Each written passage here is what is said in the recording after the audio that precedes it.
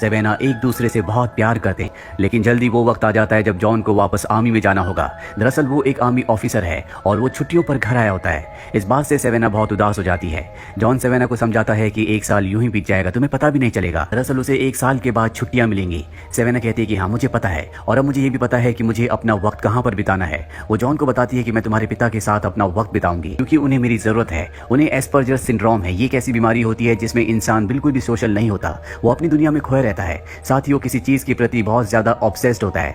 जिस तरह से जॉन के पिता कॉइन्स को जमा करने में ऑब्सेस्ड होते हैं। जॉन को ये बात बिल्कुल अच्छी नहीं लगती। वो कहता है कि मेरे पिता बिल्कुल ठीक है। वो यहाँ से जाने लगता है। सेवेना का एक दोस्त जॉन को समझाने की, रोकने की कोशिश करता है, लेकिन जॉन बहुत गुस्से में होता है, इसीलिए वो उसे एक पंच मार देता है। टिम भी यहाँ पर जॉन को रोकने की, समझाने की कोशिश करता है, लेकिन वो उसकी बात नहीं समझता और वो टिम को भी हर्ट कर देता है, जिससे सवाना को भी गुस्सा आ जाता है। इसके बाद जॉन यहाँ से चला जाता है, लेकिन अगले दिन उसे अपनी गलती का एहसास होता है। वो सवाना के लिए एक लेटर लिखता है और उसके घर जाता है, लेकिन वो अपने घर पर नहीं होती। टिम जो कि सेवेना का नेबर होता है वो उसे देख लेता है। जॉन उससे माफी मांगता है और लेटर उसे देकर अपने घर आ जाता है। दरअसल आज संडे है और हर संडे को सेवेना जॉन के पिता के साथ और जॉन के साथ लंच करती है, लेकिन आज उसे पता है कि सेवेना नहीं आएगी। हालांकि जॉन के पिता सेवेना को बहुत पसंद करते हैं और सेवेना के लिए प्लेट भी लगाते हैं, लेकिन जॉन उस प्लेट को हटा देता है और तभी उसे बाहर सेवेना की गाड़ी की आवाज आती है। वो भागते हुए जाता है। सेवेना के हाथ में लेटर होता है जो उसने उसके लिए लिखा था। सेवेना ने भी उसे माफ कर दिया है और ये दोनों एक बार फिर से एक हो चुके हैं।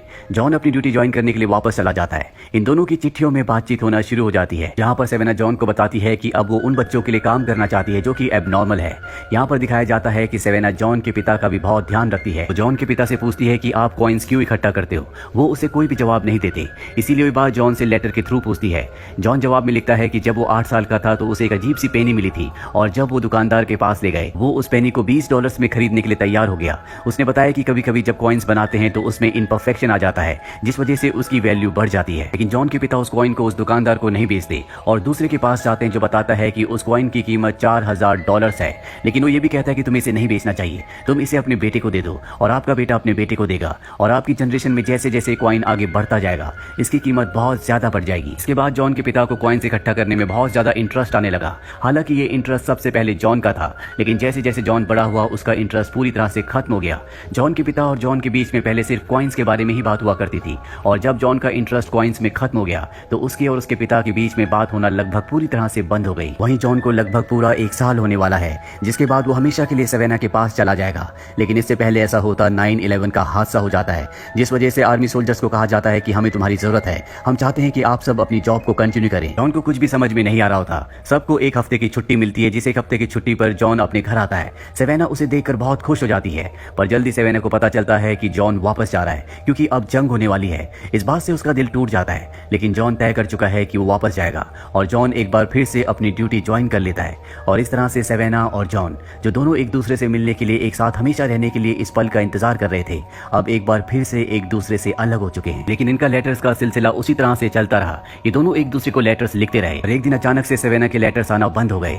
जॉन कई दिनों तक उसके लेटर्स का इंतजार करता रहा और एक दिन सेवेना का लेटर आता है, जिसे देखकर जॉन खुश हो जाता है। पर जब वो लेटर पढ़ता है तो उसमें सेवेना ने लिखा होता है कि मैं तुमसे ब्रेकअप कर रही हूँ, मेरे अंदर हिम्मत नहीं थी, इसीलिए मैं तुम्हें लेटर नहीं लिख पाई।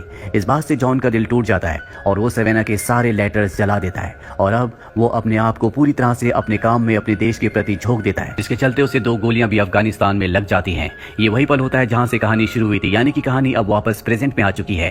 कुछ दिनों बाद जॉन ठीक हो जाता है। जॉन को बताया जाता है कि अब तुम चाहे तो अपने घर हमेशा के लिए जा सकते हो, लेकिन जॉन मना कर देता है। वो कहता है कि मैं और भी अपनी आर्मी के लिए, अपने देश के लिए काम करना चाहता हूँ। इसके बाद भी वो कई वक्त तक आर्मी के लिए काम करता है और एक दिन उसे बताया जाता है कि उसके पिता की तबीयत बहुत ज्यादा खराब है, उसे घर जाना होगा।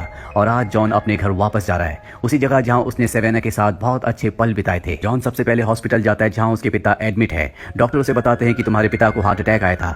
जॉन को इस बात का गिल्ट होता है कि उसने अपने पिता को वक्त नहीं दिया। जॉन और उसके पिता के बीच में बातें नहीं होती, इसीलिए जो कुछ उसके दिल में होता है वो सब कुछ एक लेटर में लिखकर अपने पिता के पास जाता है, जिसमें उसने वो सारी बातें लिखी होती हैं जो अब तक हमने फ्लैशबैक में देखी थी। और जब वो अपने पिता को लेटर पढ़कर सुनाता है तो उसके पिता भी उसका हाथ पकड़ लेते हैं, पर जॉन के पिता बच नहीं पाते।